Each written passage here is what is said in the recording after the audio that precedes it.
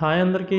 మీరెప్పుడైనా he works as a mason లేదా the mason build the wall అనే మాటలు విన్నారా? ఈ మేసన్ అనే ఇంగ్లీష్ పదం అర్థం తెలుగులో ఏంటో, ఎలా వాడాలో ఈ వీడియోలో మనం తెలుసుకుందాం. So let's begin. దీనికి డెఫినేషన్ ఏంటంటే, a person skilled in cutting, dressing and laying stone in buildings అని.